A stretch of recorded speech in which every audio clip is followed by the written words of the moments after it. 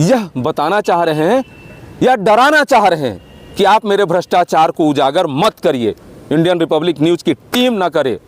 तो बता देना चाहता हूं, हम आपके भ्रष्टाचारों को आने वाले दिनों में और उजागर करेंगे। तो मैं उनका चरण चाटन करूं, माफ़ी मांगूं इस पत्र के आधार पे, या इसका जवाब दूं, अन्यथा 1 करोड़ मानहानि दावा जो ये किए हैं उसके लिए मैं आरोपी हूं। मैं बात कर रहा हूं प्रदीप कुमार, जो वर्तमान में महाप्रबंधक भटगांव क्षेत्र हैं। उनकी चोरी पकड़ी गई तो उस चीज़ से बचने के लिए एक ऐसे पत्रकार को आज 19 दिसंबर 2024 को एक लीगल नोटिस भिजवाया है, जिसमें मानहानि का मुकदमा दर्ज करने की बात की गई है। 1 करोड़ रुपए भारत माता के प्रति गद्दारी, कंपनी से गद्दारी को हमने उजागर किया। पिछले 3-4 खबरों में लगातार आपने देखा कि ऐसे भ्रष्ट महाप्रबंधक के कारगुजारियों को हमने उजागर किया, आपके सामने लाकर रखा।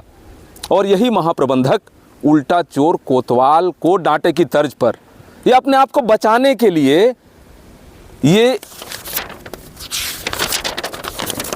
5-6 पन्ने का लीगल नोटिस 1 करोड़ रुपए मानहानि का दावा करते हुए इन्होंने भिजवाया है, जो आज मुझे प्राप्त हुआ, अर्थात 19 दिसंबर 2024 को। ठीक 31 दिसंबर को ये सेवानिवृत्त हो रहे हैं। अपनी कारगुजारी को, अपनी चोरियों को, अपने भ्रष्टाचार को छुपाने के लिए इन्होंने कंपनी के ही जो एडवोकेट पैनल होता है उसका उपयोग किया, क्योंकि उसमें इन्हें खर्चा नहीं देना पड़ेगा। इन्होंने व्यक्तिगत तौर पर कंपनी से गद्दारी की और बतौर जनरल मैनेजर ACCL पैनल के वकील को इन्होंने करते हुए यह लीगल नोटिस भिजवाया है, जो बेहद ही हास्यास्पद लगता है। इसका प्रथम बिंदु मैं बताना चाहूँगा अपने दर्शकों को, जो इंडियन रिपब्लिक न्यूज़ की खबर पे मुहर लगाते हैं और लगातार हमारे साथ बने हुए हैं ऐसे भ्रष्टाचारियों को सबक सिखाने के लिए, जो भारत माता से, छत्तीसगढ़ महतारी से, अपनी कंपनी से गद्दारी कर रहा है। पहला बिंदु, इस रजिस्टर्ड वैधानिक नोटिस का मैं माननीय न्यायालय की बहुत इज्जत करता हूं, न्यायपालिका की कद्र करता हूं, और हमारे जो माननीय AK गोयल जी हैं अधिवक्ता, उनका भी मैं काफ़ी कद्र करता हूं निजी तौर पे। पहला जो कंडिका इसमें है यह कि ACCL कोल बेरिंग एक्ट के तहत कार्य करती है, जो सार्वजनिक उपक्रम है। इसका कार्य कोयला उत्पादन का है। ACCL भटगांव क्षेत्र के अंतर्गत अनेक कालरियाँ जैसे भटगांव, कल्याणी, जगन्नाथपुर हैं, जिससे यह क्षेत्र कोयला उत्पादन में अपनी महत्वपूर्ण भूमिका अदा करता है। तो मैं बता देना चाहूँगा, मैंने अपनी हर खबर में कहा है कि भटगांव क्षेत्र ACCL का उगता सूरज है। कोयले का उत्पादन निश्चित तौर पे कोल बेरिंग एक्ट के तहत होता है, लेकिन कोल बेरिंग एक्ट में और भी जो कर्तव्य दिए गए हैं कंपनी के, सेक्शन 16 की बात की जाए तो आप कोयले का धूल रोड में नहीं उड़ने देंगे, डस्ट एब्जॉर्बर लगाएंगे, पानी का छिड़काव करेंगे, आसपास 15 किलोमीटर के एरिया में शिक्षा, स्वास्थ्य, सामाजिक सुरक्षा जैसी बुनियादी सुविधाओं को आप देंगे, यह भी लिखा गया है। दूसरा, ACCL भटगांव वित्तीय वर्ष 2024-25 में प्रथम तिमाही में कोयला उत्पादन और कोयला संप्रेषण में नंबर 1 रहा है। ये हमने भटगांव महाप्रबंधक के समय जो ये किया गया है, अभी इसका भी खबर हम लगा चुके हैं, जिसे आप लोगों ने देखा है कि कोयला संप्रेषण उत्पादन में भटगांव अव्वल रहा है पहले तिमाही में। तीसरा बिंदु, पक्षकार जो महाप्रबंधक हैं, इसमें नाम नहीं लिखा गया प्रदीप कुमार का, क्योंकि नाम लिखने से ये जब 31 दिसंबर के बाद सेवानिवृत्त हो जाएंगे तो ACCL पैनल, जो लीगल पैनल है, जो वकील होते हैं, वो इनके निजी तौर पे काम नहीं आने वाले। अभी कंपनी के खर्चे में ही इन्होंने मुझे यह लीगल नोटिस 1 करोड़ रुपए का मानहानि दावा करते हुए भिजवाया है, जो पूरी तरीके से हास्यास्पद है, क्योंकि इन्होंने कानून, न्याय व्यवस्था और अपने वकील, इनके वकील नहीं, ACCL पैनल के वकील माननीय AK गोयल को भी गुमराह करते हुए यह पत्र भिजवाया है।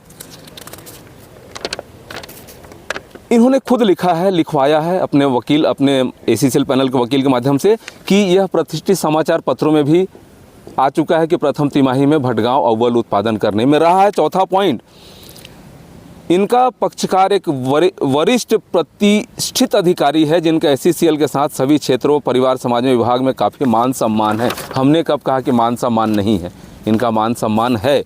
5वें बिंदु में इन्होंने लिखा है कि YouTube चैनल आयरन 24 के द्वारा इलेक्ट्रॉनिक मीडिया से समाचार पत्र, घटनाएं मोबाइल अन्य इलेक्ट्रॉनिक माध्यम से प्रसारित करते हैं जिससे आम जनता देखती है। जी हाँ, हमारी खबरों को 1 घंटे में 50,000 लोग देखते हैं। बिल्कुल सही। यह कि आप भटगांव क्षेत्र में कार्यरत इलेक्ट्रॉनिक मीडिया के प्रवक्ता, इलेक्ट्रॉनिक मीडिया का कोई प्रवक्ता नहीं होता है, उसके या तो स्ट्रिंगर होते हैं या किसी समाचार चैनल के संपादक, प्रधान संपादक होते हैं। आरोप लगाया गया है कि हमने प्रेस क्लब के लिए एक मकान मांगा था SCCL का, तो इन्होंने नहीं दिया, इसलिए हम ऐसा कर रहे हैं। अरे ये तो स्पष्ट है भाई साहब। मैं दर्शकों से कहना चाहूँगा, हमारी खबर को ध्यान से देखें, इसे ज़्यादा से ज़्यादा शेयर करें। हमने एक प्रेस क्लब के लिए आवास मांगा था। यहाँ तकरीबन 35% ऐसे लोग हैं जो अवैधानिक तरीके से मकानों में रह रहे हैं। उनके खिलाफ कार्रवाई क्यों नहीं? हमने एक प्रेस क्लब के लिए मकान मांगा। हमने उसमें लिखा उस आवेदन में कि हम लगातार आपके उत्पादन को दिखाते हैं। हमारे भी कई मीडिया साथी हैं जो दूर दराज से क्षेत्रों से यहाँ आते हैं, उनके लिए बैठने के लिए, उनके सोने के लिए व्यवस्था यहाँ नहीं है। तो इतनी बड़ी कंपनी है, आप देने की कृपा करें। 7वां पॉइंट इन्होंने लिखा है कि SCCL सक्षम अधिकारियों के विरुद्ध ट्रांसपोर्टरों को, चालकों को भड़काकर उत्पादन ठप कराने का प्रयास पत्रकारों ने किया था, जिस पर भटगांव ने वैधानिक कार्रवाई की थी, जिससे आप भी नाराज थे। पत्रकारों के साथ मिलकर आप मेरे पक्षकार को बदनाम कर रहे हैं। मैं बता दूं, सारी खबर जो इंडियन रिपब्लिक न्यूज के लेंस से रिकॉर्ड होती है वो प्रमाणों के साथ दिखाई जाती है। पहली खबर, स्वर्ग तक बनेगी सीढ़ी, महाप्रबंधक भटगांव क्षेत्र, हमने दिखाया था। उसमें CBI कार्यालय रायपुर के सामने जो आवेदक है उसे लेकर हमने खबर दिखाई थी। उसमें कहाँ गलती थी और क्या जानबूझकर था, आप समझ सकते हैं, हमारे दर्शक समझ सकते हैं। इसके बाद इन्होंने लिखा है 29/11 को झूठा समाचार चलाया था जिससे महाप्रबंधक पद पर पदस्थ हुए थे। यहाँ 1 वर्ष में भ्रष्टाचार कर करोड़ों रुपए कमाए। यह तो दिख रहा है आप शिवानी जैसे भूमिगत परियोजना से इम्पेलर चोरी करवा रहे हैं। कई सप्लायरों के घर जाता है, इम्पेलर बेचा जाता है, लाखों में बेचा जाता है, वह गन मेटल का बना होता है।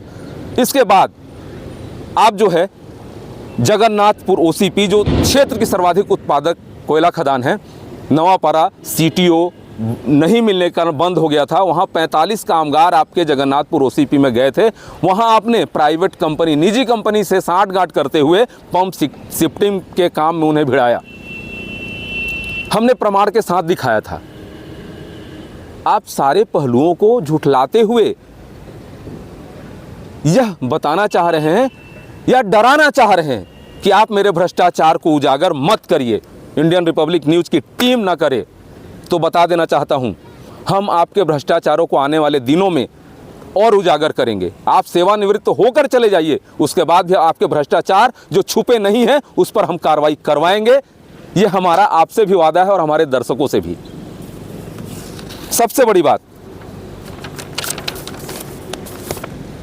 इन्होंने लिखा है कंडिका क्रमांक 11 में, इनके अधीनस्थ विप्राचरण सेठी कार्मिक प्रबंधक के पद पर पदस्थ थे। उनका पदोन्नति हुआ और ट्रांसफर होकर बिलासपुर चले गए।